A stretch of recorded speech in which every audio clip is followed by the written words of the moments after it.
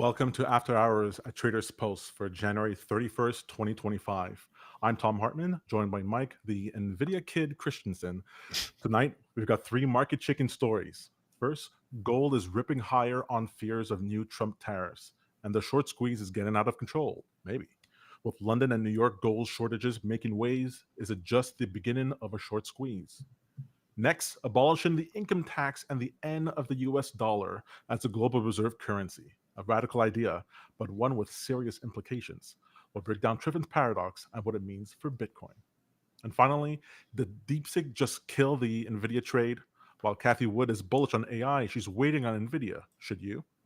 Meanwhile, Amazon is making big moves in inference chips. The bell has rung, so let's dive in because as traders, we don't just watch the news, we trade it. How's it going, Mike? Doing well. It seems like a rocky start to a Friday here. I had hoped that the weekend would be, pretty smooth sailing, but the fears of tariffs have pushed at least the futures market down pretty heavy today. Unfortunately, I missed that trade. I had taken a quick short. It bounced off of VWAP, and I was like, okay, I'm out for the day. Made a little money. I wish I had stayed in that trade. It was worth almost 1,800 ticks. So that would have been a good one to be short on. But the rest of the market seems pretty concerned. Even yields started to spike on these tariff concerns. So let's unpack the tariff story because it seems like it's affecting multiple markets here. Yeah, so that's the thing. So, what I didn't expect was that the rhetoric of the Trump campaign would turn into immediate actions, like right away. Um, I guess we're all just used to politicians just being braggadocious and then they're not doing. And oh, in 100 days, in 6 months, or maybe they get around to one, two things. There's so many things that Trump is signing executive orders on and putting into place that the markets has this uncertainty of what this means for the future. One of the things that I thought was very interesting is this revival of the story that the paper gold market is actually that there's not enough gold to cover the paper gold market. Um, and I've heard about this. I don't know if you've heard about this, but I've heard about this for years and years and years. Before the Bitcoiners were saying, "Not your keys, not your coin." They were saying, if you don't own your own gold, if you don't actually have it in the, if you can't touch your own gold, you don't actually own it. Right. Um, well, the London Exchange has been the Bank of England has been the center point for gold for forever now, Mhm. but we're seeing this influx of gold moving from London to New The York United States. Yep. because there's this idea that Trump might place tariffs on all raw materials, and that might include gold. Right. And so there this exodus of gold towards for it to be in the United States. Well, I think it's That is important to pick up that cash and carry arbitrage play first. It's not because of the tariffs, it's because there was a spot difference between the New York futures market and the London spot market. So buyers in London were buying physical gold and having it delivered to New York in order to take advantage of this difference, settling their futures contract either in gold itself or in cash in order to profit the difference between the two. So there was already a big influx of gold from London to the United States. But the fear of tariffs is like eliminating that potential arbitrage play. I see. Well, I thought it might be interesting. Well, let's just take a look at this article here, just to sum it up a little bit. Traders and financial institutions are rushing to pull billions of dollars worth of gold out of the Bank of England and ship it to New York, Yep. fearing potential tariffs under the Trump administration. The sudden exodus has created a gold shortage in London, with delivery times from the BOE ballooning from a few days to 4 to 8 weeks, according to industry insiders.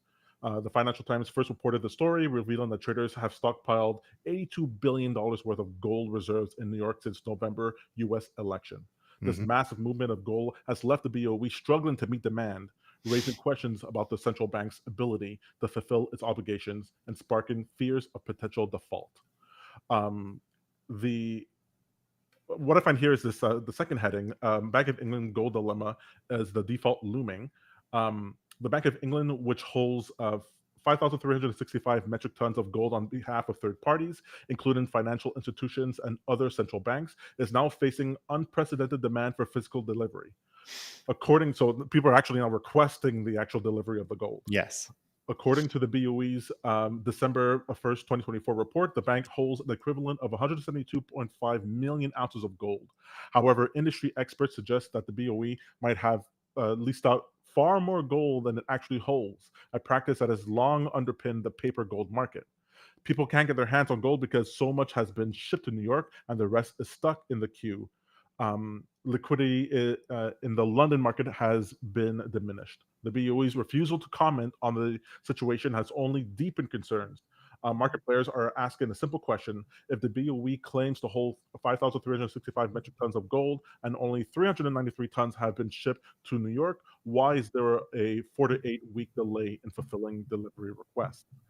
So this is what I find to be particularly interesting because there's always been this idea of this sort of like musical chairs thing that, well, as long as everyone doesn't rush to the bank to collect all their funds, we'll be fine, right? That's the wonderful life story. Uh, Hmm. so just don't rush to do it. But if you're in a situation where you need to rush, will the paper gold market actually collapse?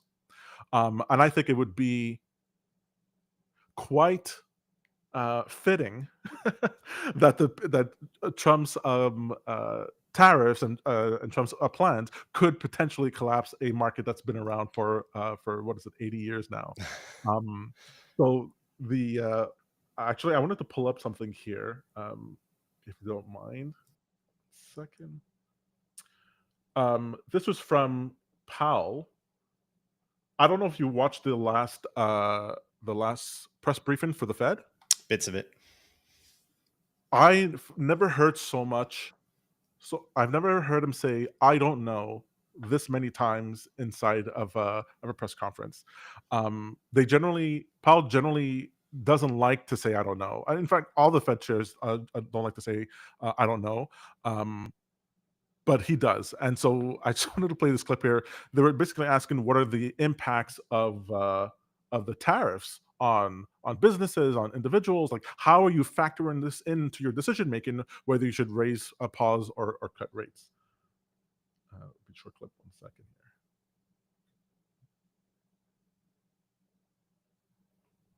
here. So there are differences, and I just think the range of possibilities is very, very wide.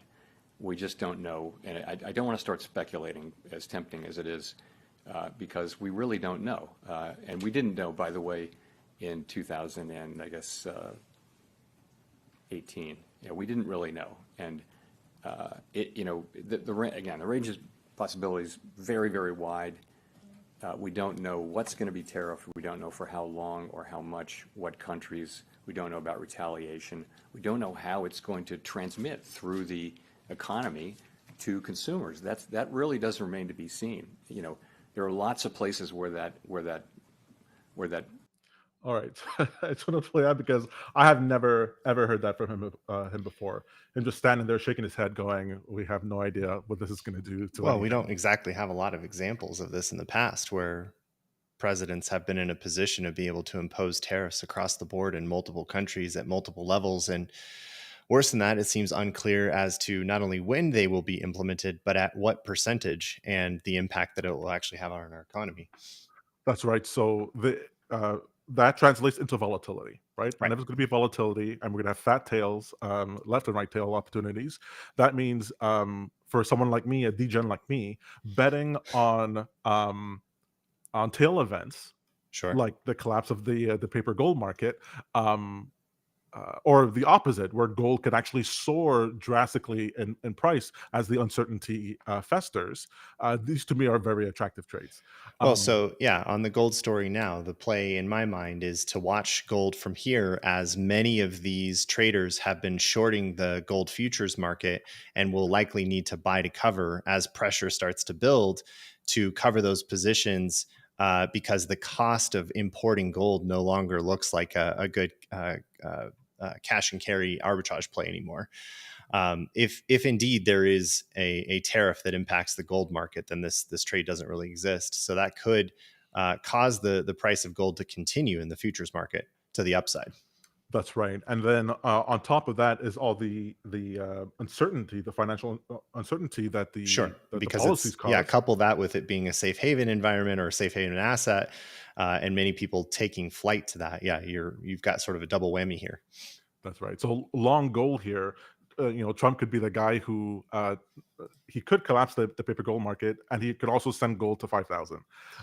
You just don't know, and I Sure. just find that to be what's interesting about the gold market. I know we've said this on the show multiple times, is that gold is an expression of, or often is an expression of a lack of faith within the current financial system.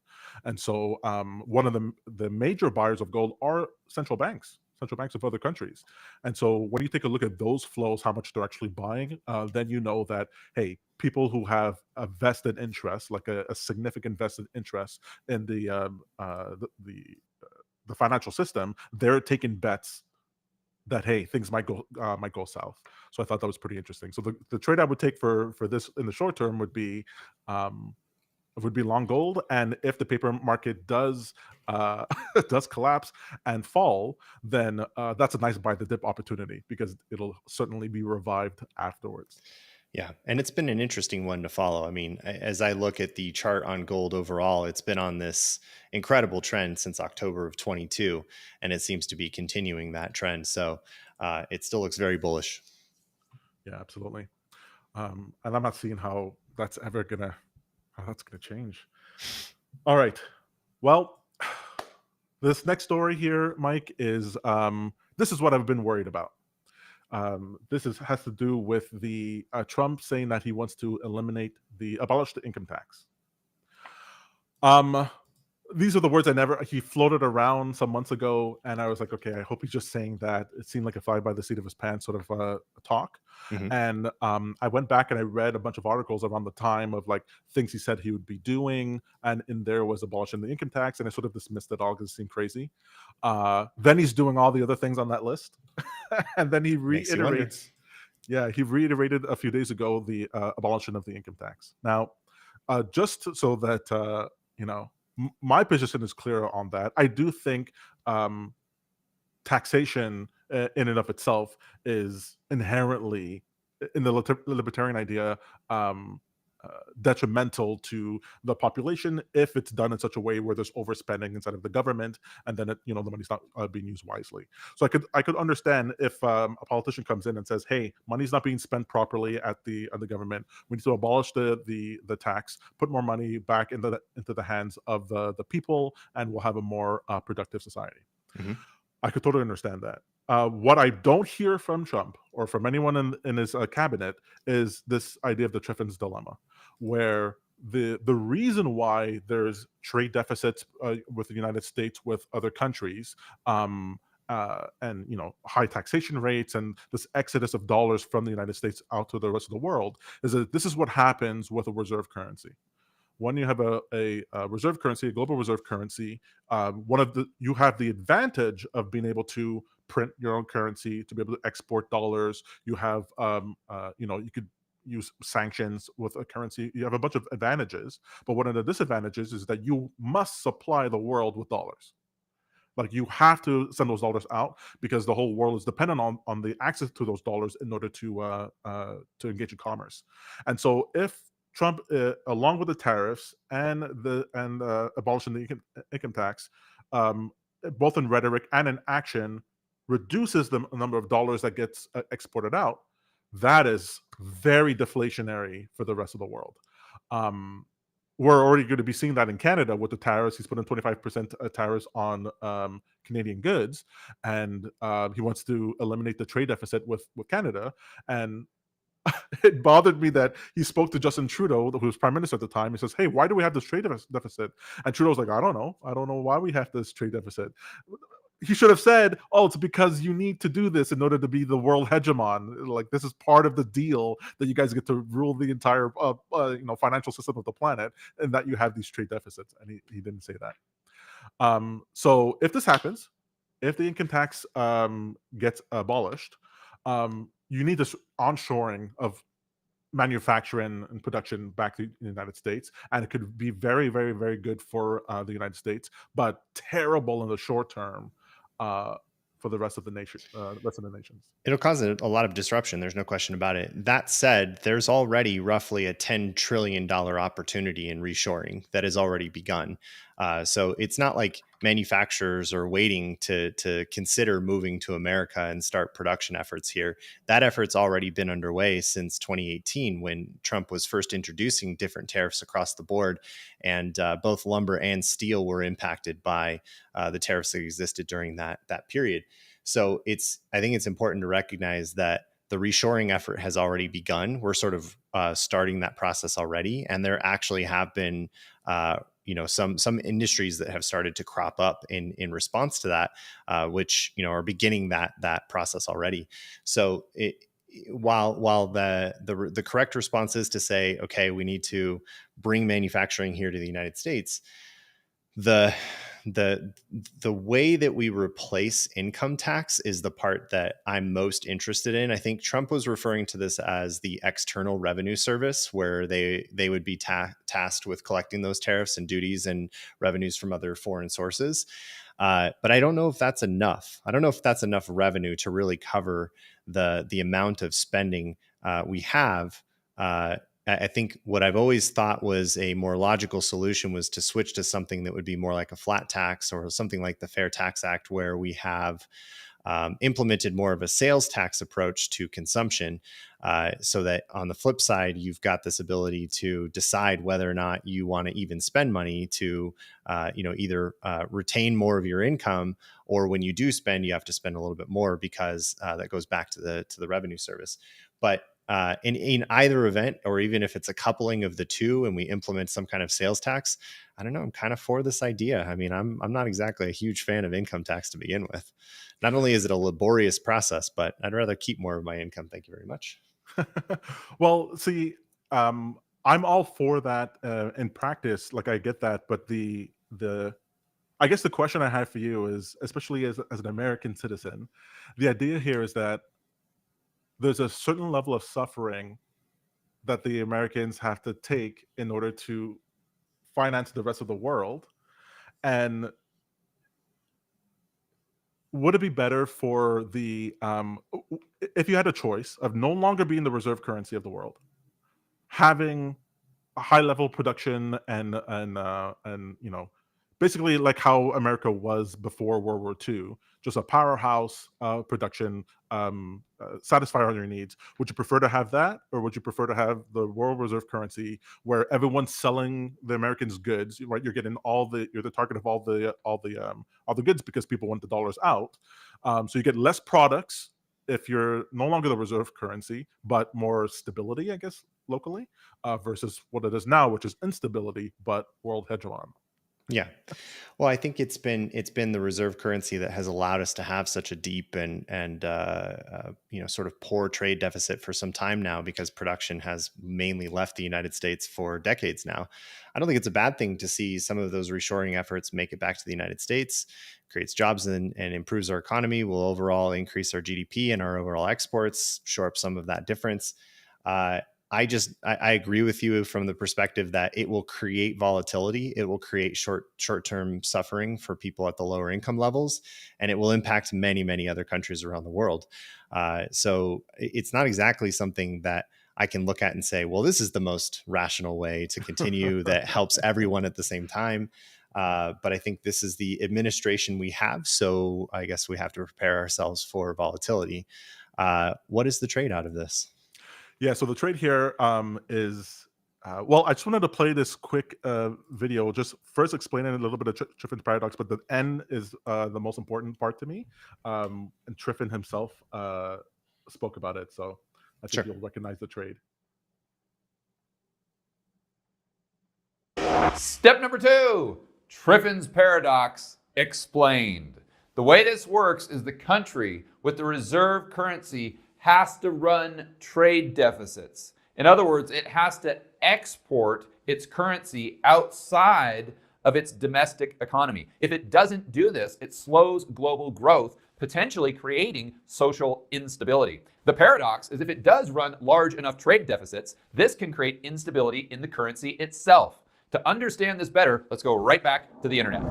This is a description of Triffin's dilemma, or Triffin's paradox, straight from the IMF. Testifying before the US Congress in 1960, economist Robert Triffin exposed a fundamental problem in the international monetary system. If the United States stopped running balance of payments deficits, the international community would lose its largest source of additional reserves. The resulting shortage of liquidity could pull the world economy into a contractionary spiral, leading to instability. And this is the social instability I was referring to earlier. But if the US deficits continued, a steady stream of dollars would continue to fuel the world economic growth. However, excess US deficits, a dollar glut, would erode confidence in the value of the US dollar. Without confidence in the dollar, it would no longer be accepted as the world's reserve currency. The fixed exchange rate system could break down, taking us right back to instability. And it can not only lead to instability, but it can also lead to foreigners owning a lot of US assets, such as the gold that they started taking prior to 1971 and today, US treasuries, real estate, and stocks. But it also hollows out the manufacturing base of the country that has the reserve currency status. More on that in just a moment.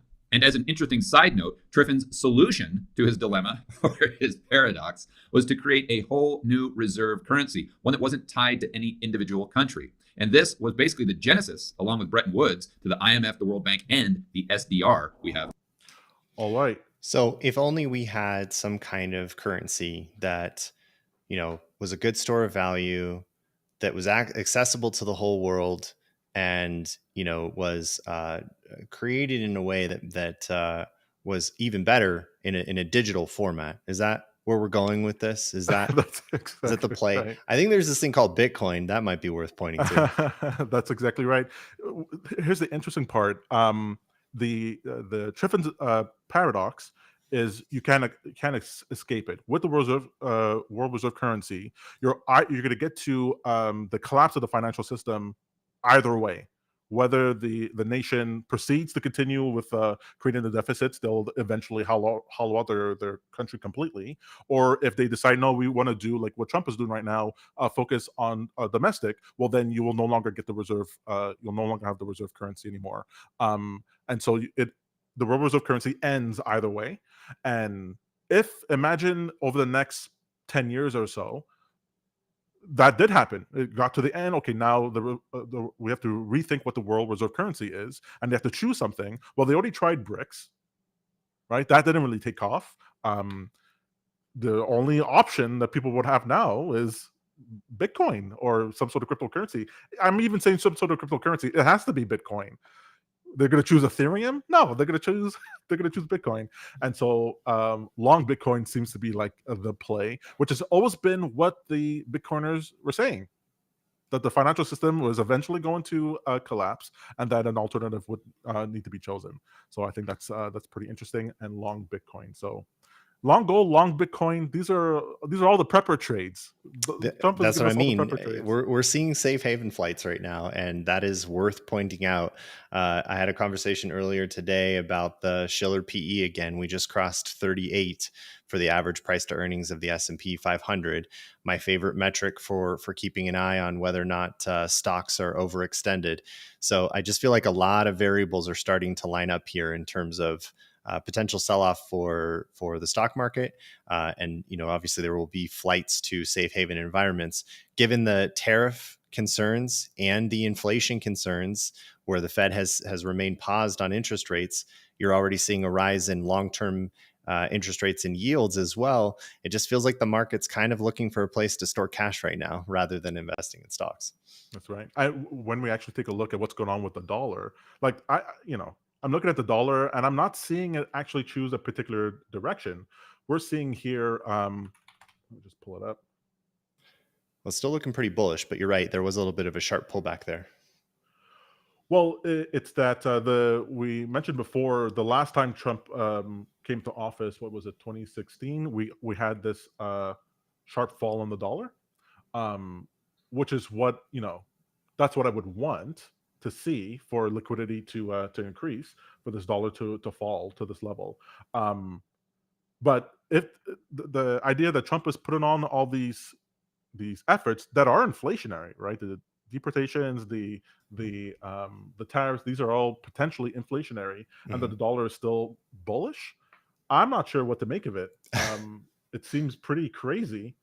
How does gold go up, Bitcoin go up, and the dollar go up in an inflationary environment? I'm not sure what to think. And this is setting the case for long-term rates being at 10%, 12%. Like, I don't see how we avoid that if these tariffs really come into play. I mean, I'm saying really come. He is putting on the tariffs, like it is happening. So I'm not sure what to make of it. If I don't see the dollar fall and the dollar keeps essentially crashing up, that's bad. The dollar going up through all of this is absolutely terrible. It means people are desperate for the dollar and they cannot have it. It's a shortage of dollars, and that will not be sustainable, and eventually will cause severe problems within financial markets. So that's not a good thing. All right, keeping an eye on all of these for sure. There's no question there's uncertainty at this point. All right, so long gold, long Bitcoin. Now let's take a look at NVIDIA. All right, so one of my favorite ones. You sent me down the rabbit hole with this thing, with the DeepSeek, dip. If it turns out that we're rolling over in the markets now, they're going to blame it all on the Chinese DeepSeek model for sure. Because it's been incredible, this conversation of which chips are needed to train a model, or not to train a model, but do you need the training chips or do you need the inference chips? That's been like the big debate right now, because NVIDIA has skyrocketed because the training chips that are needed to train these AI models cost like $30,000 and up per chip. And very expensive. You need like billions of dollars of worth of them in order to train. But the inference models are like, those chips are like $100 to a few $1,000s for the chips.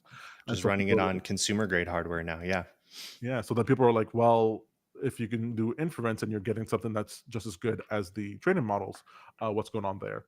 So before we jump into that, I just wanted to read this here. So there was a drop in an NVIDIA stock. That was the largest single day drop in any asset ever, like almost $600 billion from a market cap perspective. Market cap perspective, exactly. And so obviously NVIDIA had to release a statement. So they released a statement. DeepSeek is an excellent AI advancement and a perfect example of test times scaling. DeepSeek's work illustrates how new models can be created using that technique, leveraging widely available models and compute that is fully export control compliant. That's because there's a ban on certain types of chips being sent to China. So they have these specific chips that can be sent that don't violate the law. Inference requires significant numbers of NVIDIA GPUs and high-performance networking. We now have 3 scaling laws: pre-training, post-training, which continue, and new test time scaling. So obviously, no matter what, NVIDIA was going to come out and say something positive to their brand. They're not going to say otherwise. But when you dig deep inside of it, it turns out that there's a lot of myths floating around as to the claims made by DeepSeek. One of them was this idea of, actually, I should just play this this quick video just to show you. IBM has this nice podcast where they talked about it. All right.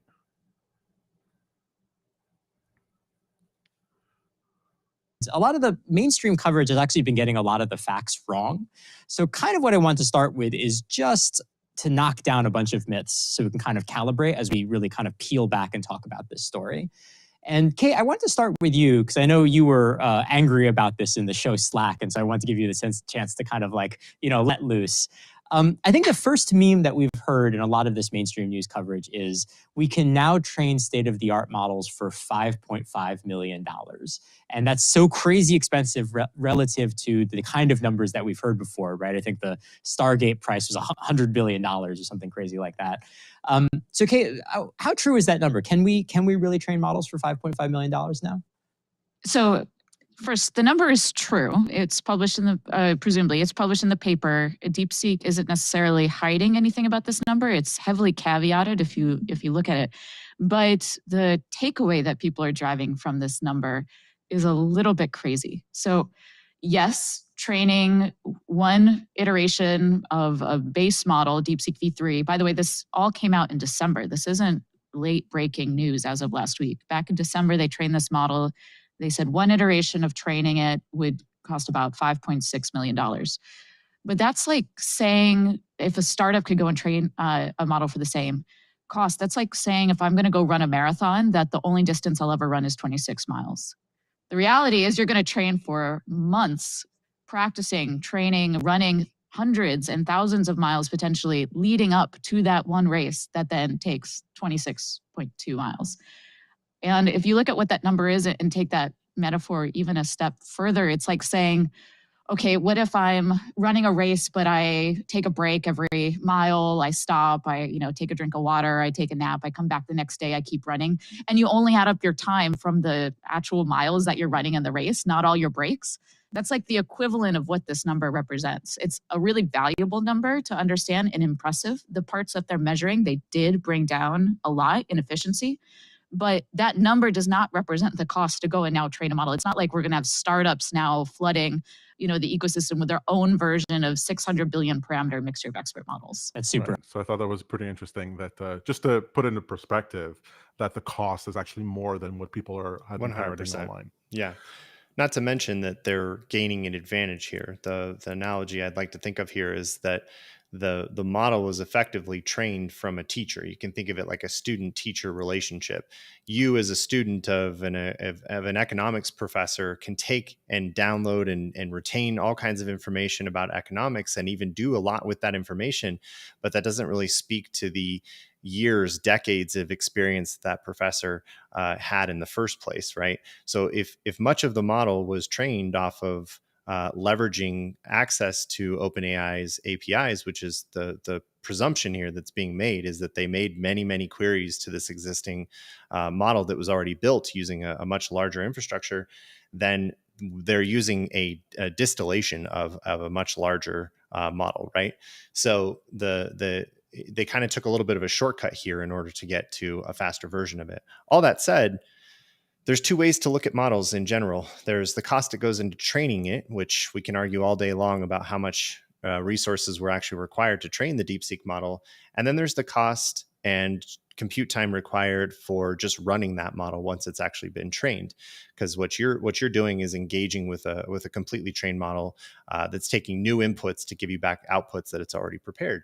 So the important takeaway from this is that running the model itself, specifically DeepSeek, requires a lot less hardware than OpenAI requires in order to run the same queries.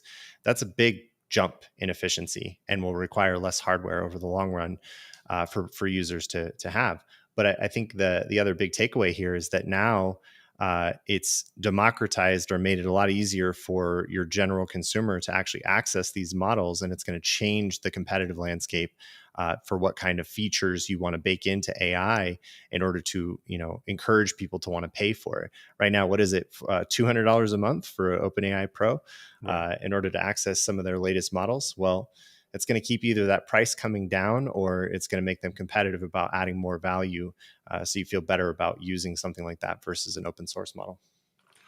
So as far as the NVIDIA trade is concerned, because there was two paths to this, right? There was one where they were saying that no, they did train this completely based on inference chips or the export friendly, export complying chips that they had. The other one was that the chips were sent to Singapore, and then they purchased chips, or they acquired chips in Singapore, or they trained it on top of the existing models that are out there. All that to me says that there is not going to be any barrier to AI development. That if there's going to be tariffs, they're going to figure out another way, either of getting chips or of using existing technology. And that there's not going to be any stop in this, which makes me very interested to see what just anybody will do, how they'll decide to train their own models based on the ones that are out there. The second thing, though, I wanted to bring up is the Jevons paradox. This paradox heavy show today. Jevons paradox is this idea that as it becomes more energy efficient to use a particular resource, demand for that particular resource increases, because there's more use for it, more people can enjoy it, and the demand for it grows faster than the efficiency gains. And so I think Jevon made this example for coal. Once coal was a more limited resource, when they became more effective at using it, people would take the train more, go longer distances more often, and so there was more coal usage. Oh, just And think so about cars in general. As miles per Exactly. gallon became more efficient over time, we actually drove more miles. So it automatically just it offsets the amount of efficiency that was originally created. It's not like we drove the same amount of miles before. It actually encouraged us to drive more. So I think, yeah, for sure, this applies to this AI realm here. Ultimately, it will make accessing AI tools more affordable, more accessible for more people, therefore using more compute resources over time as more and more people start to use AI tools, thereby making the trade go long NVIDIA, go long Microsoft, go long Oracle, go long the cloud providers. That's my play. That's right. There's only one thing I wanted to bring up in there, and this interview with Kathy Wood, who's the head of ARK Investments, who is asked about this point. Sure. Let me just bring it up.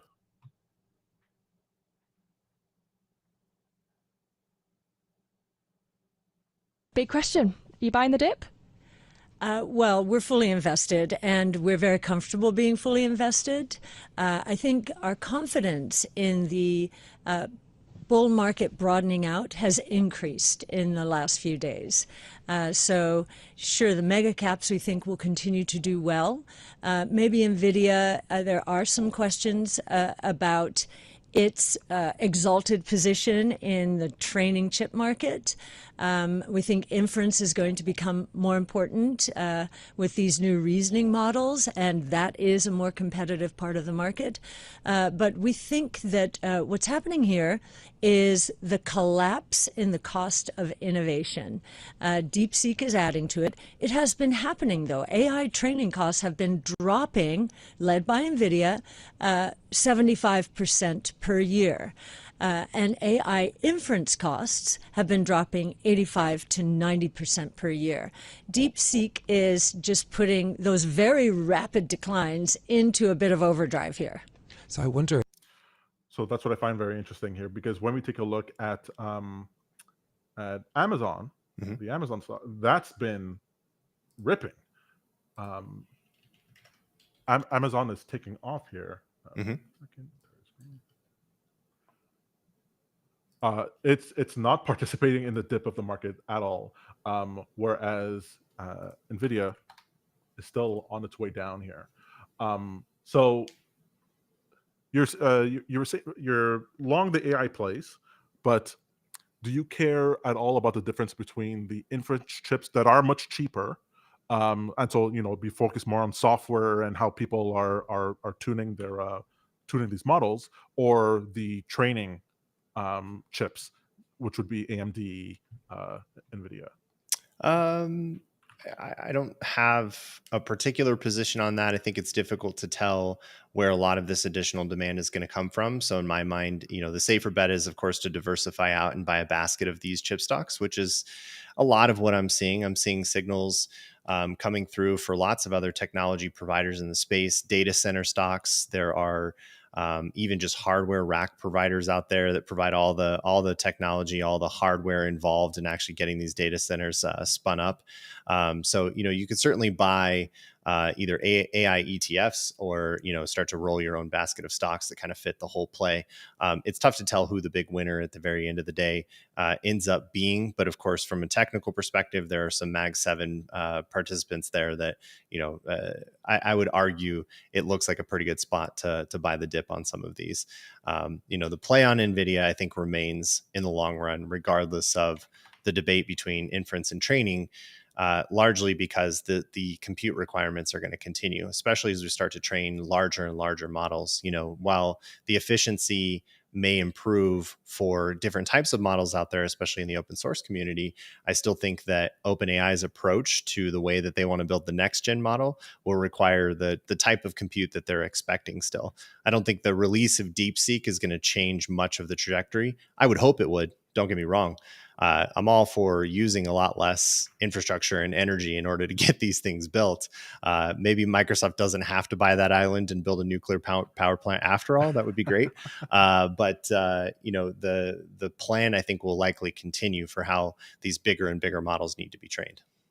Well, along the same lines there, I think we haven't seen the innovations inside of the training chip models yet, because not everyone has them. They cost so much money. Not everyone has them. You need billions to do it.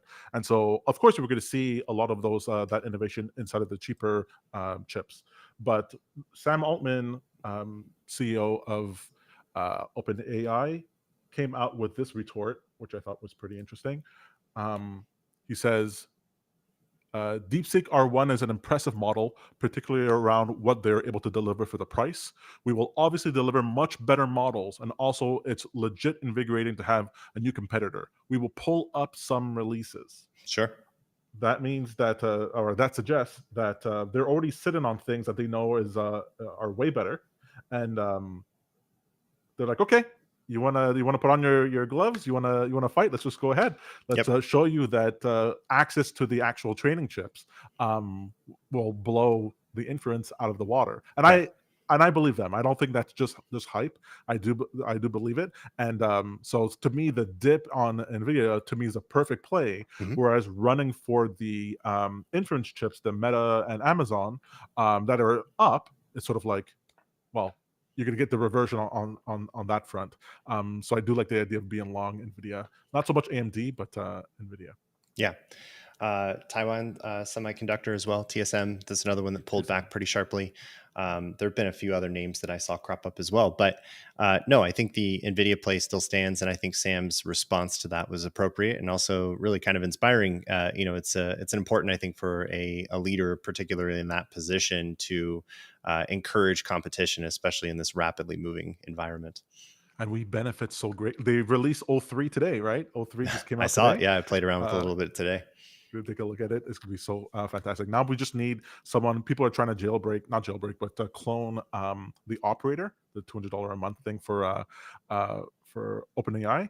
So once they do that, oh my god, I think the race is just on. So we actually, as a consumer, we win either way. As long as they keep fighting amongst themselves with this AI thing, we're going to keep getting these genius models that keep popping up, and then we profit from being long the AI plays. It's just all around a great time to be alive.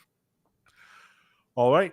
Well, that's it for our stories for this week. But before we go, I do want to take a look at Bitcoin real quick, because it does look like we are going to be headed towards the potentially the $88,000 level. That's been my expectation for a little bit now, even down to 75 or 74. I don't think that's out of the realm of possibility. So I just wanted to confirm with you if you're seeing something similar, because that's exactly what I'm getting. Yeah, that was my target some time ago. A few weeks back, actually, we had recorded that being a pullback zone that I was anticipating, and I'm still anticipating that we could pull back to that point. We've been sort of stuck in this little channel for a little while now, with lots of evidence of resistance here at the 106 to 108 mark. So yeah, I at this point, I don't see the higher highs we would want to see to continue from here. So a sharp pullback seems imminent.